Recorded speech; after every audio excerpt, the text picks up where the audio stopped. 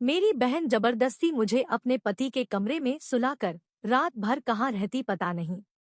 मैंने कई बार उसे मना किया पर वह मेरी बात ही नहीं मानती, इसलिए ना चाहते हुए भी मजबूरन मुझे जीजाजी के साथ कमरे में सोना पड़ता था। एक रात मेरे जीजाजी को जब सच्चाई पता चली कि उनके कमरे में उनकी पत्नी नहीं बल्कि मैं उनकी साली हूँ, तो उन्होंने मेरा वह हाल किया जिसे सुनकर आपके होश उड़ जाएंगे। एक रात जब मैं गहरी नींद में सोई थी तो मुझे लगा कि मुझे कोई जगाने की कोशिश कर रहा है। जब आँख खुली तो सामने मेरी बड़ी बहन खड़ी थी। मैं उठकर बैठ गई और पूछने लगी क्या हुआ। मेरे सवाल करते उसने मेरे मुंह पर हाथ रख दिया और कहा चुप रहो, जैसा मैं कहती हूँ वैसा करो, यहाँ से उठो। उसके इस अंदाज से मुझे बहुत हैरत हुई कि रात के इस बार यह मुझे जगाने भी आई है और मुझे खामोश भी रहने को कह रही है। मेरी बहन ने मुझसे कहा जाकर मेरे कमरे में अपने जीजा के बगल में मेरी जगह पर सो जाओ। मैं उससे कहा कि मैं ऐसा कैसे कर सकती हूँ, वह तुम्हारे पति है। अगर उन्हें पता चल गया कि तुम्हारी जगह उनके बगल में मैं सोई हूँ तो क्या होगा। मेरे इस सवाल पर गुस्से में उसने कहा चुप करो, जैसा मैं बोलता हूँ वैसा करती जाओ, ज्यादा सवाल जवाब करने की जरूरत नहीं। उसकी इस तरह की बातें सुनकर मैं कुछ देर तक खामोश रही, बल्कि यूं कहे कि मेरी तो बोलती ही बंद हो गई थी और मैं मन ही मन सोच रही थी कि किसी मर्द के पास बेड पर उसकी पत्नी की जगह मैं कैसे ले सकती हूँ। लेकिन मेरी बहन मुझे विनती करने लगी, इसलिए ना चाहते हुए भी मुझे उसकी यह बात माननी पड़ी। पर मैं खामोशी से उसके कमरे में जाकर बेड पर उसकी जगह पर सो गई। सुबह होते ही मेरी बहन अपने कमरे में आई और धीरे से मुझे जगाकर मुझे मेरे कमरे में जाने को कहा। मैं अपने कमरे में आ तो गई थी, लेकिन मेरा दिमाग अपनी बहन के अजीब हरकत पर था कि आधी रात को उसने मुझे अपने पति के साथ क्यों सोने को कहा और रात भर वह कहाँ पर थी। सुबह जब सभी लोग सोकर उठे तो जीजू को देखकर ऐसा लग नहीं रहा था कि रात के बारे में उन्हें कुछ मालूम है। मैं बस अपने जीजा जी के जाने का इंतजार कर रही थी कि वह नाश्ता करने के बाद घर से बाहर जाए तो मैं अपनी बहन से इस बारे में पूछूं कि आखिर यह सब क्या है। जीजा जी के जाते ही मैंने अपनी बहन से पूछा तो वह कुछ देर तक खामोश रही, फिर कहने लगी मुझे किसी जरूरी काम से बाहर जाना था, इसलिए मैंने अपनी जगह तुम्हें सुला दिया ताकि तुम्हारे जीजा को कुछ पता ना चले। उसके बात करने के अंदाज से लग रहा था कि वह मुझे कुछ छुपा रही है। फिर मैंने सोचा चलो कोई बात नहीं, कुछ काम होगा, अगर यह नहीं बताना चाहती तो कुछ पर्सनल मैटर, इस बारे में सोचना और बात करना ही बंद कर दिया। पर यह सिलसिला खत्म नहीं हुआ। फिर ऐसे 2 दिन गुजारने के बाद वह फिर से आधी रात को मेरे कमरे में आई और मुझे जगाने लगी। मैंने फिर पूछा क्या बात है। उसने कहा आज रात भी तुम्हें मेरी जगह सोना होगा। आज मैंने गुस्से में कहा नहीं, मैं ऐसा नहीं कर सकती, यह गलत है। उसने कहा कुछ भी गलत नहीं है, बस मैं जैसा कह रही हूँ वैसा करती जाओ, नहीं तो बहुत बुरा होगा। आज भी ना चाहते हुए भी मुझे उसकी बात माननी पड़ी और मैं उसके कमरे में जाकर जीजू के बगल में सो गई। मैं अपनी बहनोई के कमरे में सो तो जाती थी पर मुझे पूरी रात नींद नहीं आती थी। मुझे डर लगता कि कहीं इन्हें मेरी सच्चाई ना पता चल जाए और आज नहीं तो कल हकीकत पता चलना ही था, क्योंकि मैं उनकी पत्नी नहीं उनकी साली थी। जब भी जीजू करवट बदलते मेरी जान सूली पर लटक जाती। पति पत्नी का रिश्ता कैसा होता है यह तो मैं अच्छी तरीके से जानती थी। अगर अनजाने में जीजू मेरे साथ कुछ गलत कर बैठते तो क्या होगा, यह सब सोचकर तो मेरी रूह कांप जाती थी। लेकिन अब मैं सोच लिया था कि आज के बाद वह कभी भी अपनी बहन की यह बात नहीं मानूंगी, क्योंकि यह गलत था और मेरी बहन भी गलत रास्ते पर चल पड़ी थी। पर इस बार 2 से 4 दिन गुजर गए, मेरी बहन मुझे अपने पति के कमरे में सोने को नहीं बोली। मुझे लगा कि शायद वह सुधर गई हो, अपनी गलती का एहसास हो गया होगा, पर ऐसा नहीं था। लगभग 1 हफ्ते बाद तो फिर से मेरे कमरे में आई और मुझे अपने पति के कमरे में सोने की जिद करने लगी। पर इस बार मैंने शक्ति से कहा नहीं, मैं ऐसा अब नहीं कर सकती। तुम्हें भी हिदायत दे रही हूँ कि तुम सुधर जाओ, तुम मेरी अपनी बहन हो। मैं यह बात दुनिया वालों के सामने नहीं लाना चाहती, इसलिए मैं तुम्हें समझा रही हूँ कि तुम ऐसा कुछ भी काम मत करो ताकि तुम्हारे पति को तुम्हारी वजह से झुकना पड़े। मेरे इतना कुछ खाने के बाद भी मेरी बहन नहीं मानी और तो मुझे धमकी देने लगी। उसने कहा अगर तुम मेरी बात नहीं मानी तो मैं मम्मी पापा को बता दूंगी कि तुम्हारा मेरे पति के साथ अफेयर चल रहा है और वह तुम्हें गाँव बुला लेंगे। मैं यहाँ के रोज रोज के नाटक से तंग आ चुकी थी। मुझे गाँव जाने में कोई एतराज नहीं था, पर जब उसने जीजू के साथ अफेयर की बात कही तो मेरा दिल ढल गया कि यह क्या है। अगर मैं इसकी बात नहीं मानी तो यह तो मुझे बदनाम कर देगी और इसकी बातों पर लोग भरोसा भी कर लेंगे, क्योंकि यह मेरी सगी बहन थी और सगी बहन अपनी बहन के बारे में ऐसा नहीं बोल सकती जो मेरी बहन मेरे बारे में बोल रही थी, जो कि बिल्कुल गलत था। लेकिन लोग तो इसे सच ही समझ बैठेंगे और मेरी बदनामी हो जाती। मैं कहीं मुंह दिखाने के काबिल नहीं रहती, इसलिए ना चाहते हुए हर बार की तरह इस बार भी मैं उसकी बात मान गई। इस बार क्या, अब मैं जब तक यहाँ पर थी उसकी बात माननी ही थी, क्योंकि वह मुझे बदनाम करने पर जो तुली थी। अब तो मैं बस यही सोच रही थी कि ऐसा कौन सा रास्ता निकालूं कि यहाँ से मैं जा सकूं। बहुत सोचने विचारने के बाद मैंने एक तरकीब निकल ही ली, और जब मुझे हकीकत पता चली तो मेरे पैरों तले से जमीन खिसक गई, क्योंकि मेरी बहन तो, मेरा नाम खुशबू है, हम दो बहन हैं, एक मैं और एक मेरी बहन रोशनी। हमारा ताल्लुक एक छोटे से गांव से है। हम गांव में पले बड़े थे, इसलिए हमारा एक सपना था कि हमारी शादी जिस लड़के से हो वह शहर में रहता हो। जब मेरी बड़ी बहन रोशनी थोड़ी बड़ी हुई तो मम्मी पापा ने उसके लिए रिश्ता देखना शुरू कर दिया। कुछ दिन बाद हमारे दूर के रिश्तेदार ने मेरी बहन रोशनी के लिए एक रिश्ता बताया। लड़का शहर में रहकर नौकरी करता है। यह सुनकर हमारा पूरा परिवार खुश हो गया, और खासकर मेरी बहन रोशनी, क्योंकि वह बचपन से यही चाहती थी कि उसकी शादी ऐसे इंसान से हो जो शहर में रहता हो और अच्छा कामता हो। जिन्होंने शादी बताई है उन्होंने लड़के में सारे गुण बताए थे। कुछ दिन बाद मेरी बहन रोशनी और नवीन की शादी हो गई। नवीन रोशनी को लेकर शहर चला गया। नवीन से शादी कर अपने सपनों की दुनिया में जाने के बाद रोशनी दीदी जब भी फोन पर बात करती तो बहुत खुश लगती है। नवीन बहुत अच्छे इंसान है और मुझे बहुत प्यार भी करते हैं। मैं अपने सपनों के राजकुमार के बारे में जैसा सोचा था नवीन बिल्कुल वैसे हैं। ससुराल में अपने पति के साथ रोशनी खुश है, यह सुनकर हम सभी बहुत खुश हुए। पर कुछ दिन बाद अचानक रोशनी दीदी का फोन आना बंद हो गया, और हम जब उनके नंबर पर फोन लगाते तो उनका नंबर स्विच ऑफ बताता। हमने जब इस बारे में जीजू से बात की तो उन्होंने कहा रोशनी की तबीयत ठीक नहीं, और रही फोन की बात तो उसका मोबाइल पानी में गिरकर खराब हो गया है। अगले कुछ दिनों में मैं उसके लिए नया मोबाइल लाकर दूंगा, तो तुम सब बात कर लेना। जीजू से बात होने के बाद हमें तसल्ली मिल जाती, क्योंकि दीदी ने जीजू की बहुत तारीफ की थी और जीजू बातचीत में भी अच्छे इंसान लगते हैं। कुछ दिन बाद जब मैं 12वीं की पढ़ाई पूरी कर ली तो मुझे भी अपनी आगे की पढ़ाई शहर में जाकर पढ़ने का मन था। एक दिन बातों ही बातों में मैं जीजू से उनके घर का एड्रेस ले लिया, और अगले कुछ दिनों में मैं और पापा रोशनी दीदी के घर के लिए निकल गए। हम उनके घर पर पहुंचकर अपनी दीदी को सरप्राइज देना चाहते थे। उसके बाद हम उनसे मिलकर अपनी पढ़ाई के बारे में बात करते हैं कि अब हम यहीं पर रहकर पढ़ाई करेंगे। स्टेशन पहुंचकर हमने जीजू के पास फोन किया और उन्हें बताया कि आप हमारे आने की खबर दीदी को मत बताना कि हम सब आ रहे हैं, क्योंकि यह दीदी के लिए सरप्राइज होगा। जीजू हम सब की बातें समझ गए और हमें स्टेशन से रिसीव कर अपने घर लेकर गए। मुझे पूरा यकीन था कि रोशनी दीदी हमें देखकर बहुत खुश होगी, और जब उन्हें यह बात पता चलेगी कि मैं यहीं पर रहकर पढ़ाई करने वाली हूँ, तब तो उनकी खुशी का ठिकाना ही नहीं होगा, क्योंकि वह मुझसे बहुत प्यार करती थी। पर जैसा हम लोगों ने सोचा था वह सब बिल्कुल नहीं हुआ। हम जब दीदी के घर गए तो हमें देखते ही दीदी के चेहरे के रंगत उड़ गई। उन्हें देखकर लग रहा था कि वह हमें देखकर खुश नहीं है, पर अब तो हम बिन बुलाए मेहमान की तरह पहुंच ही गए थे, इसलिए ना चाहते हुए भी उन्होंने हमारा हाँ भगत किया। जब मैं अपनी बहन से अपनी पढ़ाई के बारे में बात की कि मैं यहीं पर रहकर पढ़ना चाहती हूँ, तो उन्होंने साफ इनकार कर दिया कि यहाँ पर कोई भी अच्छा कॉलेज नहीं है। पर वहीं पर जीजू थे। उन्होंने कहा रोशनी तुम कैसी बातें कर रही हो, आखिर तुम ऐसा क्यों बोल रही हो, तुम कैसी बहन हो, यहाँ पर तो बहुत अच्छे अच्छे कॉलेज है, तुम्हारी बहन यहाँ पर रहकर पढ़ाई कर सकती है। उसी वक्त दीदी के इनकार की वजह मैं समझ नहीं पाई थी। मुझे लगा शादी के बाद मेरी बहन बदल गई है, वह अब हम लोगों से ज्यादा लगाव नहीं रखना चाहती, क्योंकि वह बड़े घर की बहू बन गई है और पैसा आ जाने से लोग अपनों को भूल जाते हैं।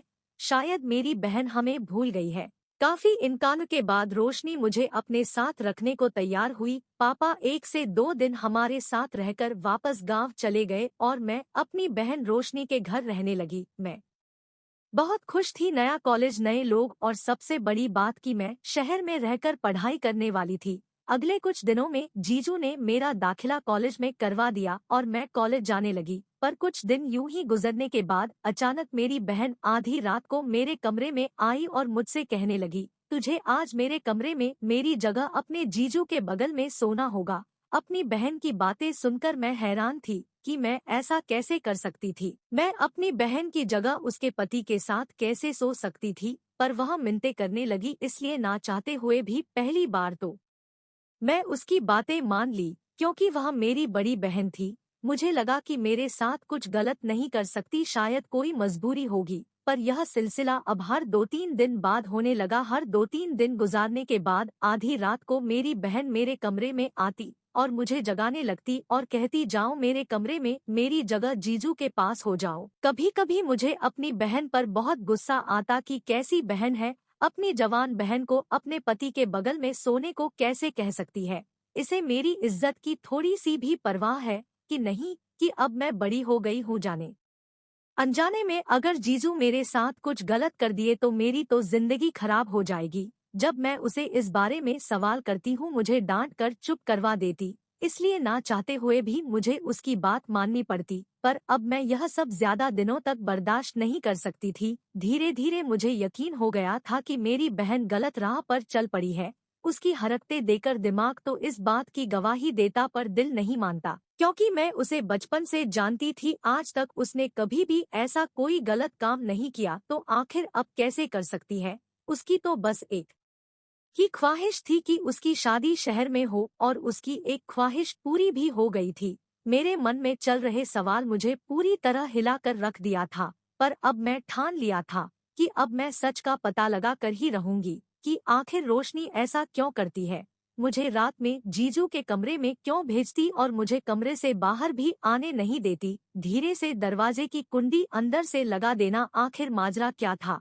और मैं यह बात किसी से बात भी नहीं सकती थी क्योंकि यह मेरी बहन का सवाल था। इसलिए अगले दिन से मैं इस राज का पता लगाने के लिए जीजा और दीदी दोनों के दूध में नींद की दवाइयाँ मिला देती, ताकि रात में दूध पीने के बाद सुबह ही आंखें खुले और शायद मुझे कुछ पता चल जाए। मैं दोनों के दूध में नींद की दवाइयाँ मिलकर दे देती। दोनों दूध पीने के बाद सुबह ही उठते। मुझे ऐसा करते करते 2 से 3 दिन गुजरे थे, पर अभी तक मुझे ऐसा कुछ भी नहीं पता चला था जो मैं जानना चाहती थी। फिर मैंने सोचा कि मैं 1 हफ्तों तक ऐसा करूंगी। अगली रात जब मैं दोनों को दूध देकर सुला दिया तो आधी रात को घर के दरवाजे पर किसी की दस्तक हुई। मैं तो डर गई कि रात के इस शहर कौन आया होगा। वह दोनों तो दूध पीकर सो गए थे, पर ना चाहते हुए भी मुझे दरवाजा खोलना पड़ा। पर सामने का मंजर देखकर हैरान थी। एक आदमी सामने खड़ा था। दरवाजा खोलते ही वह घर के अंदर घुस गया।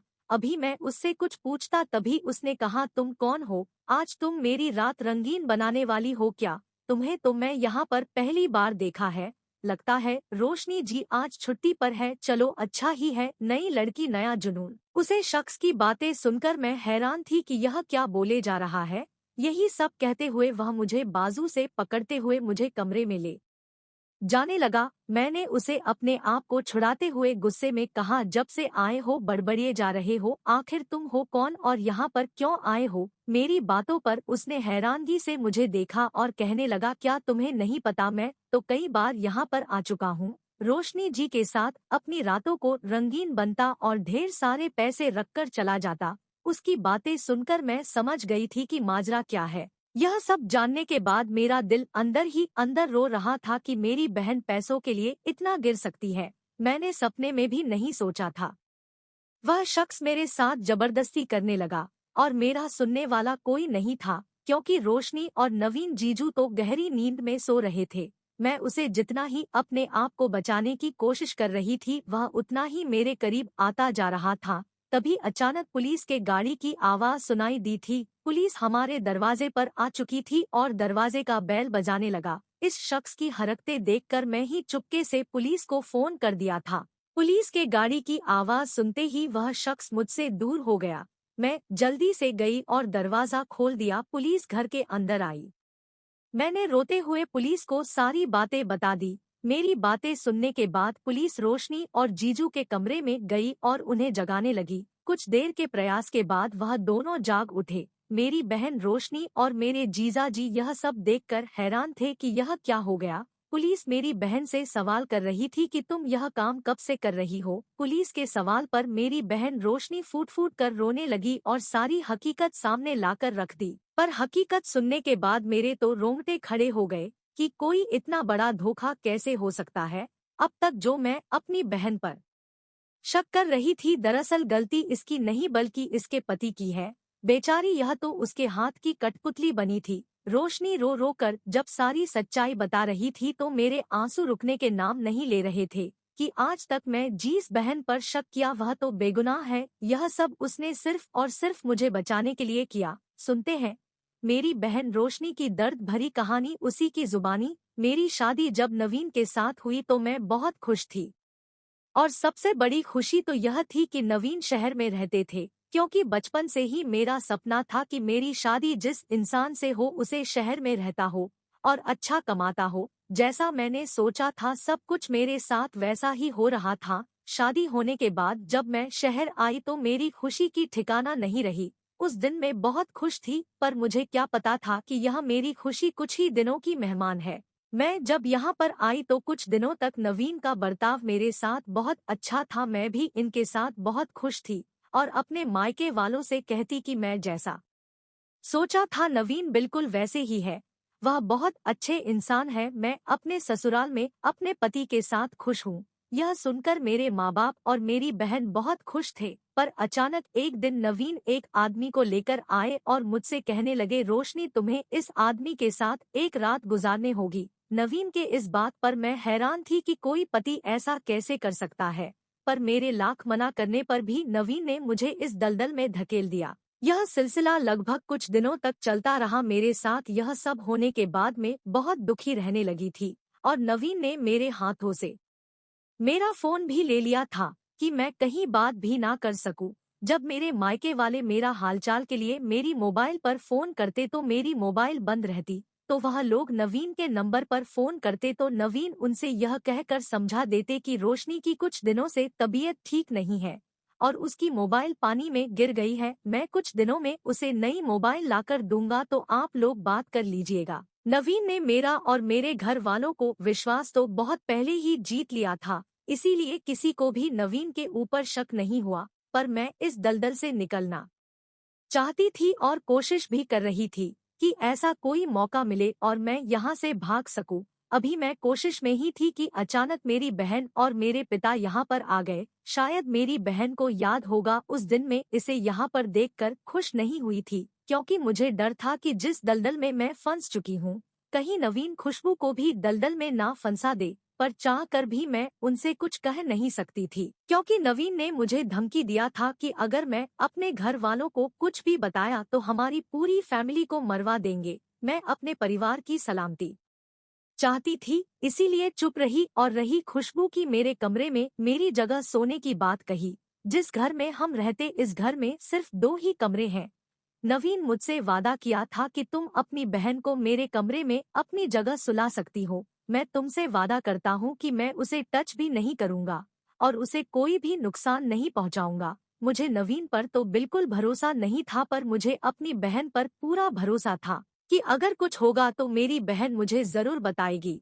और इसीलिए जिस दिन ग्राहक को आना होता मैं आधी रात खुशबू को उठाती और अपने कमरे में अपनी जगह सोनी को कहती। मेरी बहन रोशनी यह सब कहते हुए फूट फूट कर रोने लगी। मैं भी रोते हुए उसके पास गई और उसे गले से लगा लिया और कहा, दीदी रो मत, अब मैं तुम्हें इस दलदल से निकाल दिया है। सारी हकीकत सुनने के बाद पुलिस नवीन को पकड़ कर ले गई और हम दोनों बहनें अगले दिन ट्रेन में बैठकर अपने गांव के लिए निकल गए।